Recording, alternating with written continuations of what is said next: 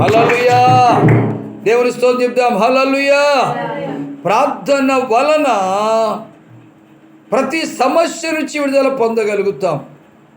చూడండి, ప్రమాదం రాబోతుంది, అపాయం రాబోతుంది, కీడు రాబోతుంది, నాశనం రాబోతుంది అని యోనా ప్రవక్త ద్వారా సువార్త ప్రకటించబడినప్పుడు ఆ నినివే పట్టణస్థులు ప్రార్థన చేయటం ప్రారంభించారు. పాపం చేయటం మానేశారు, ప్రార్థన చేయటం ప్రారంభించారు. ఎప్పుడంటే యోనా ప్రవక్త ద్వారా దేవుడు ఆ పట్టణానికి సంభవించబోతున్న దుర్గతిని ప్రకటన చేసినప్పుడు ఆ ప్రకటన ఉన్నటువంటి నినివే పట్టణస్థులు రాజుతో సహితము కూడా వారు ప్రార్థన చేయడానికి ఇష్టపడ్డారు, ఉపవాస ప్రార్థన చేయడానికి ఇష్టపడ్డారు, పశ్చాత్తాపంతో ప్రార్థన చేయడానికి ఇష్టపడ్డారు, కన్నీరు కార్చారు, రోదన చేశారు. వారి ప్రార్థనలు నిష్ప్రయోజనమైనయా? వారి ప్రార్థనలు వ్యర్థమైనయా? ఈ రాత్రి మనం చేస్తున్న ప్రార్థనలు వ్యర్థము కాదని ఆత్మదేవుడు మనకు హెచ్చరిక చేస్తున్నాడు. ఇలాంటి ప్రార్థనలలో ఎవరైతే పాలుభాగస్తులై ఉంటారో వారి జీవితాల్లో దేవుడు గొప్ప కార్యాలు చేస్తాడు. నినివే పట్టణస్థులు వారు ఉపవాసం ఉండి ఆ దేవుని సన్నిధిలో కనిపెట్టుకొని ప్రార్థన చేసినప్పుడు, పట్టుదలతో ప్రార్థన చేసినప్పుడు దేవుడు వారి ప్రార్థనలు విన్నాడు.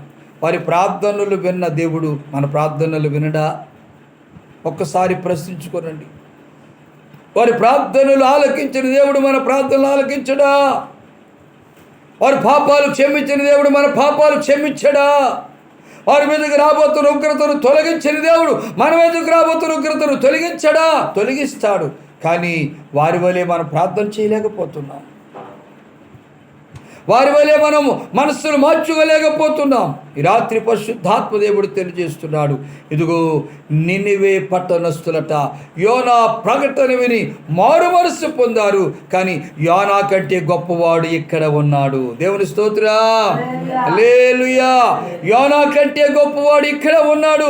ఆయనే లోకరక్షకుడైన ప్రభువైన యేసుక్రీస్తు. దేవునికి స్తోత్రం చెబుదాం. ఆయన నీతో, నాతో, మనతో మాట్లాడుతూ ఉన్నాడు. ఆత్మస్వరూపుడుగా ఉండి మనతో మాట్లాడుతున్నాడు. దైవుడి యొక్క ముఖ కాంతిలో ఉండి మనతో మాట్లాడుతున్నాడు. ఆయన మాట్లాడే దేవుడు, మాట్లాడే దేవుడు. ప్రభునందు ప్రియమైన దేవుని ప్రజలారా, ఈ రాత్రి నీవు నేను ప్రశ్నించుకోవాల్సింది ఒకటే, ఎంతమంది ఉన్నారా అనే ముఖ్యము కాదు, నువ్వు ఎంతగా ప్రార్థన చేస్తున్నావా అనేదే ముఖ్యం. 10 మంది రాలేదు, 20 మంది రాలేదు, 30 మంది రాలేదు, ఎవరు రావట్లేదు అని మానేయటము కాదు. కానీ ఎవరు వచ్చినా రాకపోయినా నేను నా ఇంటి వారు యెహోవాను సేవించదమని యెహోషువ ఒక తీర్మానానికి వచ్చినట్లుగా ఒక్కొక్క కుటుంబము కదిలించబడాలంటే ఉన్న మనము మోకరించి ప్రార్థన చేస్తే ఏ నెల మానకుండగా ప్రతి నెల ఇలాంటి ప్రార్థనలు జరిగిస్తే ఈ గ్రామ ప్రజలే కాదు, దేవుని ప్రజలారా, అనేక మందికి సువార్తట ఆకాశ పక్షులు పట్టుకెళ్తాయట.